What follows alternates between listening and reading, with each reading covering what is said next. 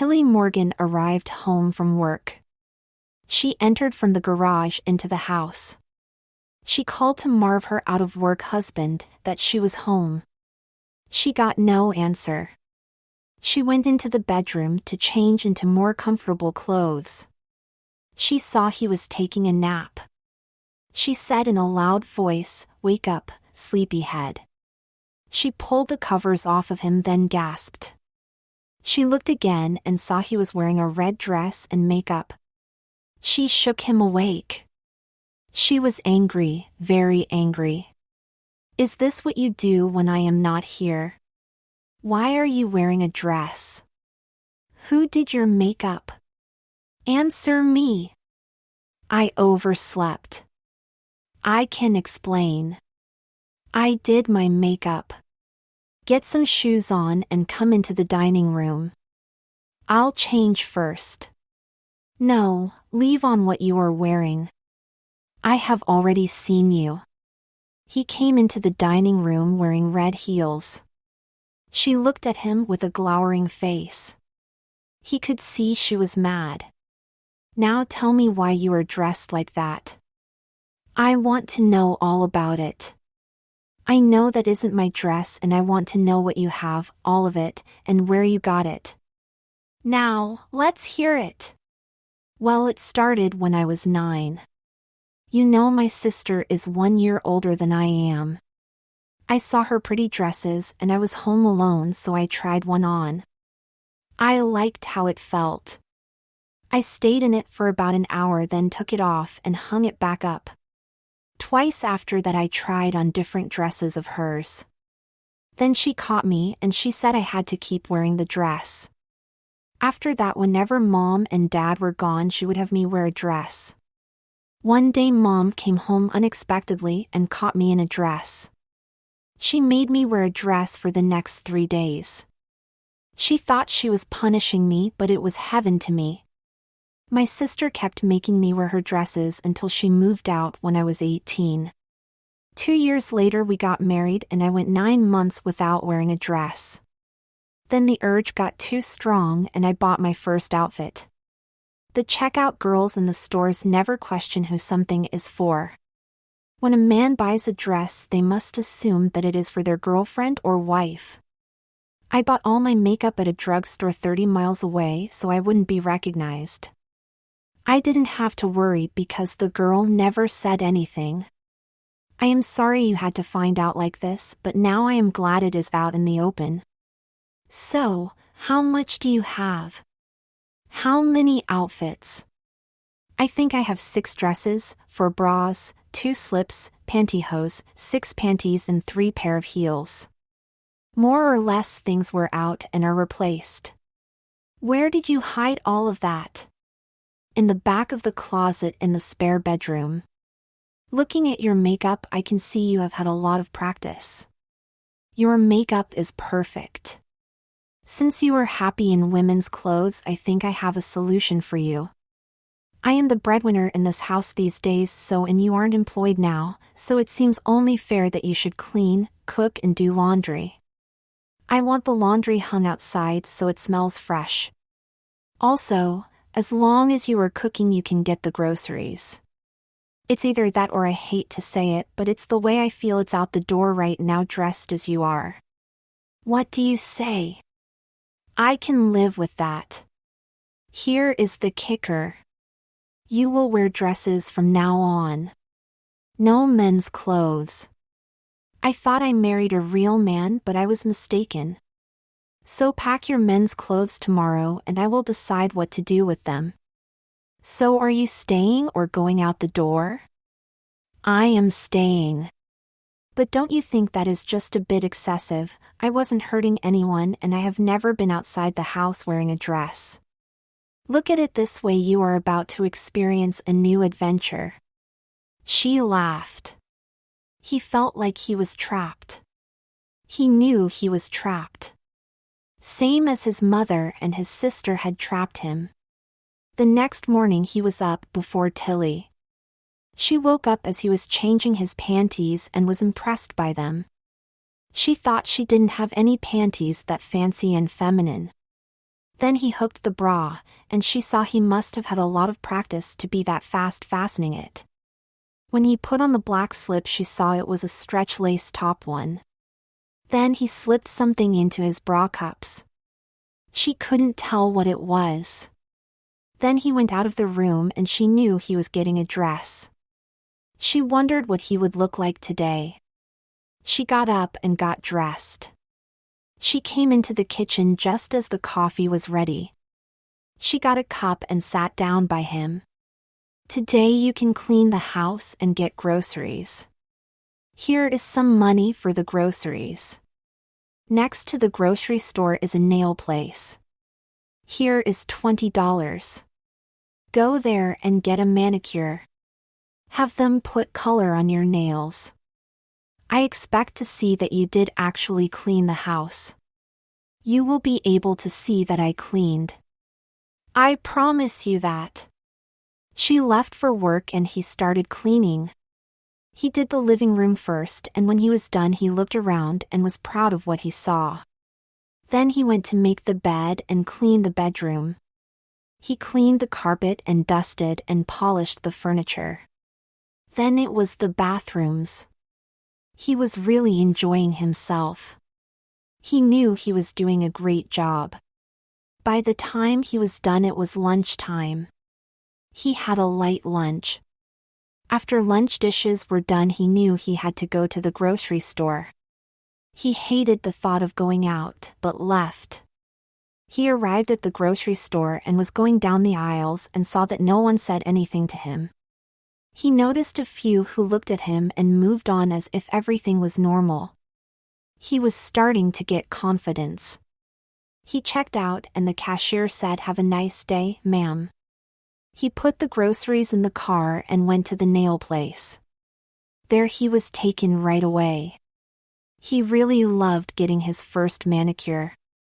The girl asked him if he wanted color and he said yes. She asked what color he wanted and he told her to pick a pretty color.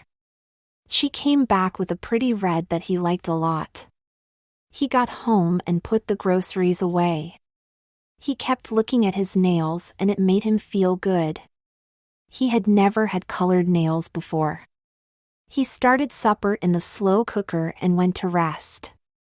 Tilly got home and when she looked in the living room she couldn't believe her eyes. It looked fabulous, so shiny and clean. She went into the bedroom to change and couldn't believe that also. She woke Marvin up and asked him how he got everything to shine like that. She said she never could get it that clean looking. He told her it was a secret. She laughed and punched him in the arm. When they started to eat, she noticed his nails. Your nails look so nice and so feminine. I love that color. How did you like the manicure? I probably will continue to get them. They are really relaxing. Even if I don't get color, it will be worth it. You will get color every time you get a manicure. I don't care if you are back in your men's clothes, you will get color. I don't think it is necessary to wear a dress every day. I say you will wear a dress every day. How did you make this pork roast? It's delicious and I can taste something you did to flavor it, but I can't put my finger on it. Did you pack your men's clothes today? Yes, they are in boxes in the spare bedroom. What are you going to do with them? After you get the dishes done, put them in my trunk. I may just drop them off at the thrift store. Don't do anything so drastic. I may need them someday. I will think about it. He did the dishes and got the boxes in her trunk. He wondered how long it was going to be before she changed her mind. He decided to take a bubble bath. He was in the bath and feeling really relaxed. The suds felt so nice. He decided to shave his body. He shaved his chest, his underarms and legs. Then he thought he should shave his pubic area. He shaved into a cute triangle. He called to Tilly. She came in and he asked her to check his back for hair. She saw his bare chest and smiled.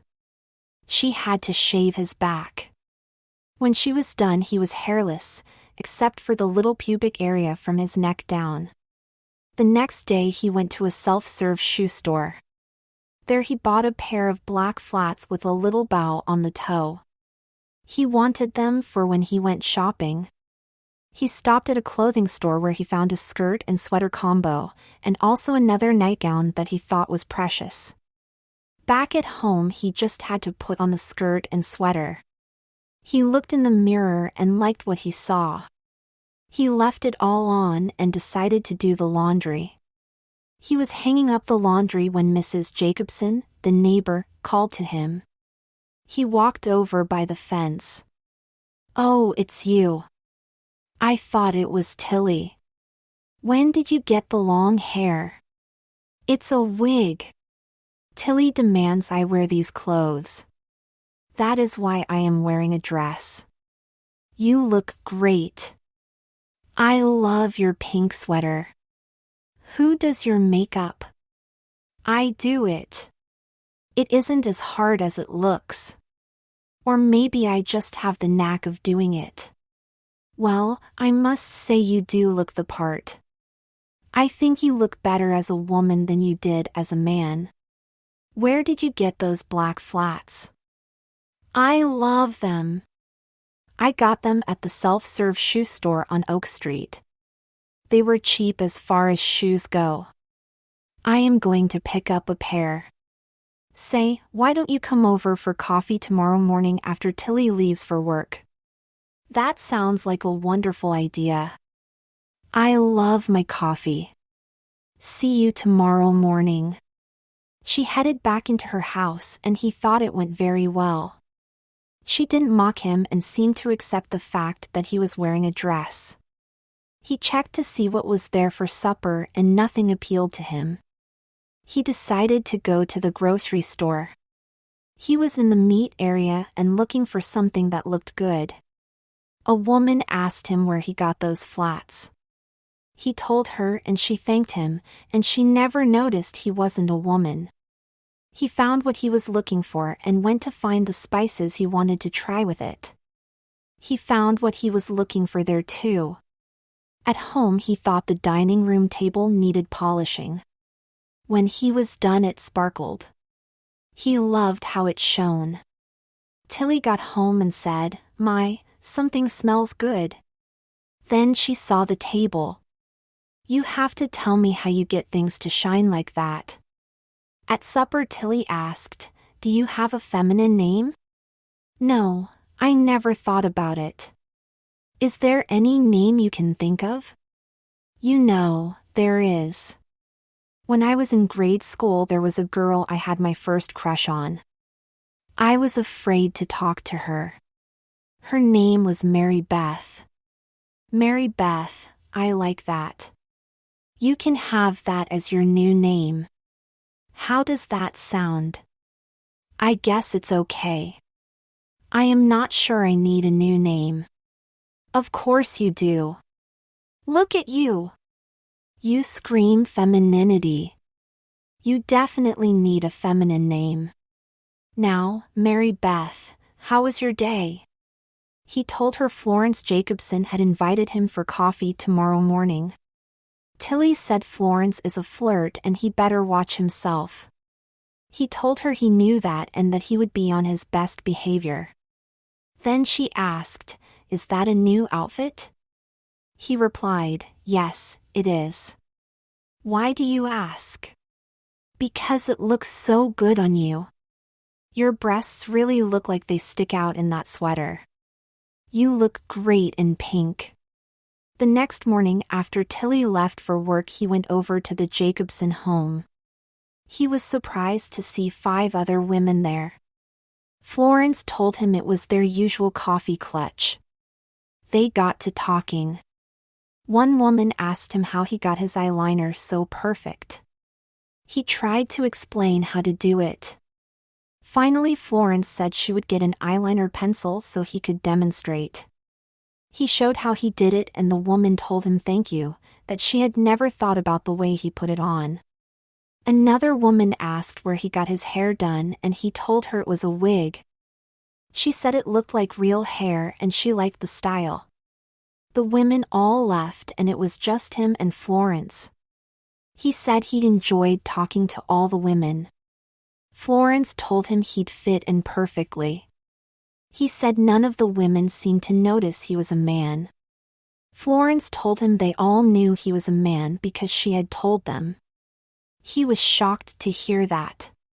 Florence told him in a commanding voice that she expected him every morning to be there for coffee. He meekly said he would be there. Florence gave him one of her world-class smiles. He left before anything happened. He returned home and decided to make roast chicken for supper. He liked to slow roast it. He seasoned the chicken, then decided to put stuffing in it. He got it all ready and put it in the oven. Then he ate lunch. At supper, Tilly asked, "What did you use on this chicken?" "It has a great taste. I just used some spices that I thought would help the flavor. It was just an experiment that worked out." "Well, keep it up.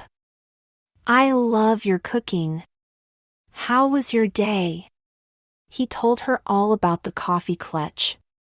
She wondered if he really wanted to be there. Then she thought, well, he's a grown man and he can make his own decisions. The next morning he put on his floral print dress with the sweetheart neckline. He liked how this dress felt. He was on his second cup of coffee when Tilly came out. She told him she thought his hair might be long enough to get it styled. He said he didn't think so. Tilly left for work and he headed for the coffee clutch. There were only 4 of the women there. The women talked about the woman who wasn't there. He was shocked at some of the things said about her. They were all supposed to be friends. He returned home and started a beef roast with potatoes and carrots in the slow cooker. Then he went to make the bed. He decided to do what laundry there was. Tilly came home, and they were eating supper when she said, "I made an appointment for you at Precious Lady Beauty Parlor. You go there tomorrow at 11. They will check to see if you can get a feminine style to your own hair. Then you can store that wig. They will make you as feminine looking as possible. Make sure you are there at 11. Where are they located? On the corner of Maple and Main Street. You can't miss it." "Okay, but I don't think my hair is long enough." "Let them decide if it is. Let them do their thing." "Yes, dear." The next morning, right after the coffee clutch, he headed for the beauty parlor. He arrived 10 minutes early. The receptionist said he must be Mary Beth. He said he was, and she asked if he wanted a cup of coffee. He said that would be nice, and she went and got it. A young girl came and called him. She took him to a chair and said she knew what he wanted already. She pulled off his wig. She checked his hair length. She said she could do it and that he was going to get a perm. She said she was told to make him as feminine as possible. After she shampooed his hair, she started to give him the perm. She got the rollers in and put a plastic cap on his head. Then she stood in front of him and looked closely at his features. She said his makeup was all wrong and that his eyebrows needed thinning. She removed his makeup and started on his eyebrows. It hurt as she pulled hair by hair, but he gritted his teeth and stood it. When she finished with his eyebrows, she started to redo his makeup. She explained what colors she was using and why. She told him most women use the wrong colors for their complexion. When she finished, she checked his perm, and then she had him go sit under a dryer. He was back in the chair and she was taking out the rollers. She said he had nice thick hair that made it a lot easier to give him a perm. She started brushing, combing and spraying his hair. She asked if he wanted sparkles in his hair and he said, "Why not?" When she finished up, she turned him toward the mirror. He couldn't believe how different he looked. He thought he looked marvelous and he told her that. She handed him a flowered pouch that contained the makeup she had used on him and handed him his purse, and he put the pouch in. He thanked her for doing him. She gave him a card and told him to ask for her when he made his next appointment. He said he would ask for her. At home, he kept looking in the mirror. He couldn't believe it was him. He completely lost track of time. Tilly came home and couldn't believe what she saw. She loved his updo with the blonde streaks and sparkles. He looked so different in the new makeup. She gave him a kiss. He told her he hadn't started supper but that he would make a quick meal. She told him to go put on the blue evening dress, that they were going out to eat. They went to the Pine Tree Supper Club. They were at the bar when Charles Mahoney came up to him. Charles said he recognized him, Marvin Morgan, and called him a queer and fag. Then Charles threw a punch and knocked him down. On the way down, he hit his arm on the bar. He laid on the floor wondering if he should get up, then he slowly got up. The police arrived and arrested Charles, and asked him if he was all right. He said he thought he might have broken his arm in the fall. They called for an ambulance.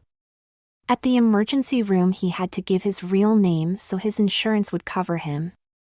The ER people never said a thing about why he was wearing a dress. They had X-rays taken of his arm and found it was broken just above the wrist. They had a nurse help him get his dress off because they didn't think it would come off when the cast was on. The nurse commented on how nice his slip looked. She asked where he got it and he told her. She said she'd been in that store a couple of times and that she thought they were a bit expensive. He told her, "You've got to shop the sales." She laughed. Tilly arrived and when she saw him, he told her he was going to get a cast on his arm. She was distraught and told him he should go back to his men's clothes. He said he didn't have any, that she'd taken all of his clothes to the thrift shop. She told him they were still in the trunk of her car. He said he would think about it. A police officer checked on him and said that now the charge against Charlie was assault with injury. He asked what that meant.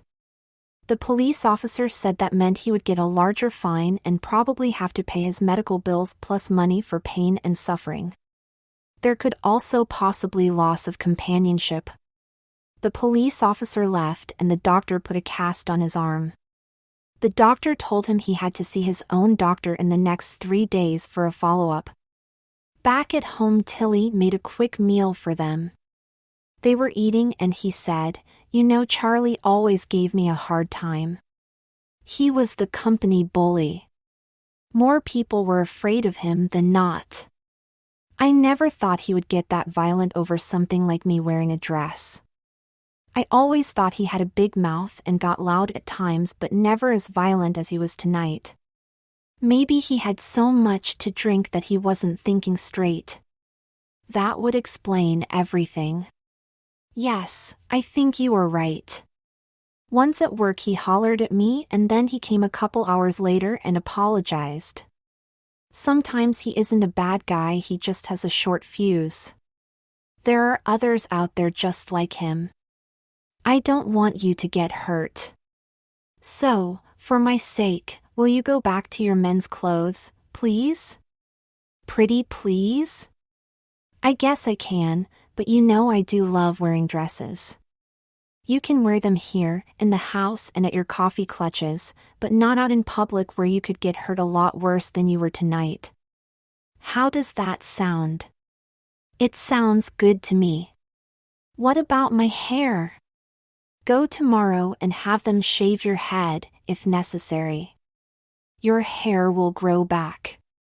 You are right. I will go tomorrow and have them get rid of this perm. Thank you. I really appreciate that you are doing all of this for me. I love you and I do not want you hurt anymore. So, they had worked out a deal where both of them were winners. True love always shows through.